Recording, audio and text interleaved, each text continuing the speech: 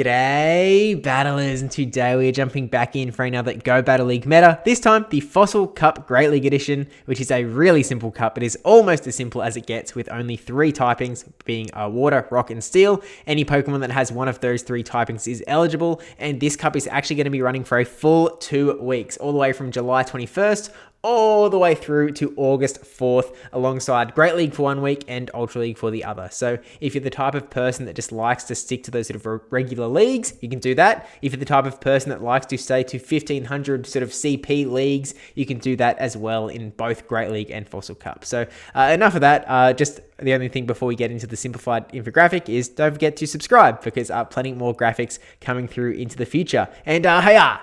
For the thumbnail, and then we've got 5 groups on the graphic, which looks like a little bit complicated, but if you look a bit closer, you'll see that every single group beats the next 2 groups clockwise round. So right here we have the sort of, I'll call it the Mud group, even though I was going to call it the Mud Boys, but Poliwrath is not a Mud Boy, in my opinion at least, but sort of fits into that group with Mud Shot, I suppose. But it's beating both the Fighters directly below me there, and then also beating the next group around the Steel types. The Fighters beat the Steel types, and then the next group around the Grasses.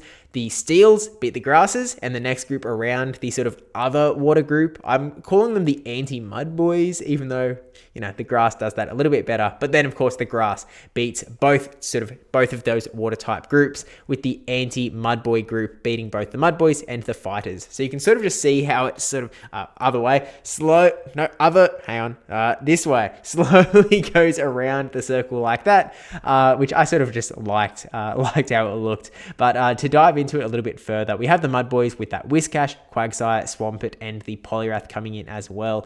This is sort of the group that I started with when building this graphic, because when you have typings of Water, Rock, and Steel, Mud Boys, just like alarm bells goes off that is going to be a Pokemon that is very strong in this meta, because you aren't going to see too much Grass in those 3 typings. Now, we do certainly have some on this graphic, but it sort of means that without Grasses, they're doing incredibly well, which actually forces you to sort of think about that Grass coverage, which is where those sort of Grasses in the bottom left come through, with the Credilli, the Kartana, the Ludicolo, and the Ferrothorn. Katana is one that most people probably don't have for the Great League ready to go. We got, I think, one that is sort of able to be traded into the Great League. I don't think that it's possible to have gotten one from the research immediately ready to go. So I'm sitting on mine that is at 1534 CP, so I need to go out and do a trade. But it is ranked number 2 on PvPoke at the moment, and really, it's just because it has a pretty decent typing with Grass, Steel, and then it has Razor Leaf. So able to tear through those Mud Boys and do an okay job against some other Pokemon as well. I really like Credilli in this meta because it does have access to, well, it's been recently buffed now that it has a Rock Slide instead of what it previously had, which was Stone Edge. So it's that little bit faster. Can sort of do a bit better against like Araquanid, for example, while also being able to get some spam moves off to everything else.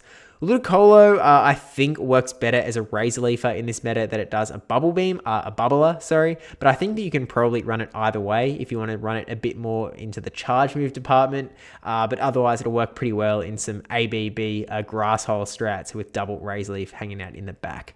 Ferrothorn is actually pretty good as well, not only being able to take out a lot of the waters with Power Whip or Thunder, but also able to take out sort of the one major Pokemon that I've neglected to put on this graphic, being Pelipper. Ferrothorn doing a really handy job at taking out Pelipper as well. Not doing great against the Steels. You get pretty well walled, but you know, you get that on the big jobs, I suppose. Other Pokemon, we have the Fighters with Lucario and a Scavalier. Now, there were some videos last time the meta came around where Lucario was sort of being hyped up as the big king of the meta. I don't really see that so much. Like, obviously, you've got great matchups against the Steel types. You've got access to that Shadow Ball that basically hits the entire meta unresisted, but it's just so squishy. It's not a Pokemon that I particularly enjoy playing with. So, you know, do with that what you will. If that sort of fits your playstyle, then you can go right ahead with that Lucario. I prefer Scavalier as a counter user a little bit more. You do have access to Megahorn. Unfortunately, the Grasses aren't, like, they've got a lot of other typings, like Ferrothorn. I mean, you still sort of do pretty well. You're not, look, bottom line, you aren't relying on Megahorn, you're relying on Drill Run. So you could probably run Drill Run Aerial Ace. Oh my, I didn't even think of that. Drill and Aerial Ace, probably a really, really awesome moveset. Aerial Ace with that coverage for the grasses and the fighters.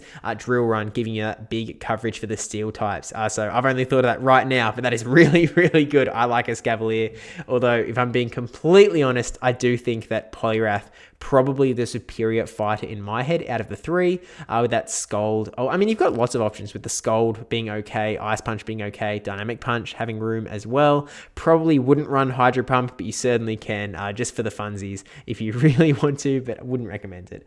And then in the bottom, we've got those steel types. So we have Registeel with the Focus Blast to hit all of the other steels. You've got Zap Cannon to hit the non-Mudboy waters.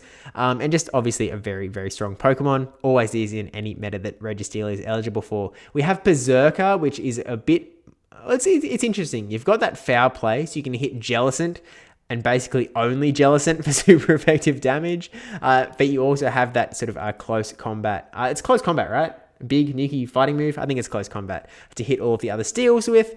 So, it's definitely an option. So, Daniel Z, he can sort of just absolutely go for it on that one. Melmetal, also sort of similar, Rock Slide superpower. Alolan Sandslash running Ice Punch, probably, and the Drill Run as well. It's certainly become big for a reason. And I think that the Shadow Alolan Sandslash is probably going to get a bit more use than the non-Shadow version.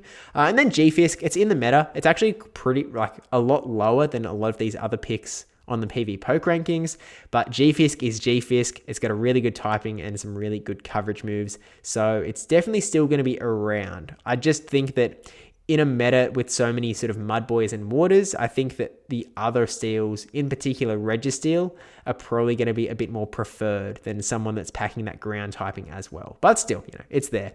And then the only Pokemon that I haven't specifically talked about are the Araquanid and the Jellicent.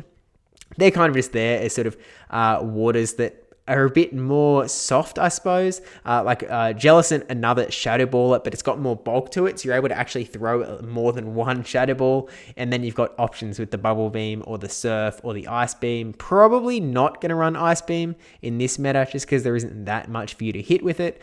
So I feel like you either go for Bubble Beam, Shadow Ball, or Surf Shadow Ball. Really either way. I guess Surf is sort of the standard at this point, but the Bubble Beam debuff is nice as well. And then Araquanid, it's still around. It's definitely got sort of pushed out of the meta once Walrein wasn't around as much. But it's something you could use here and does okay back against some of the grass types as well. But it's there. It's not a pick that I'm going to be selling, screaming from the high heavens that it's going to be the best pick in this meta. But in a nutshell, that is my Fossil Cup Meta Simplified infographic. There are some other picks, of course, like Pelipper, like Lantern, that certainly could sort of rear their heads around. But that's sort of just, we'll wait and see how the meta does develop. So thank you for watching. Don't forget to like, comment, subscribe for future Meta Simplified videos as well. And of course, stay tuned for the Sylph Arena World Championships that are coming up on the weekend. Depends on your time zone. It's going to be Saturday 29th for most people, but it will be Sunday 30th in the very early morning for us in Aussie land. So with that said, thank you for watching, and thank you to my patrons and YouTube members as well for being absolutely lovely people. But with that, I will see you in the next one. So yeah, later, skate.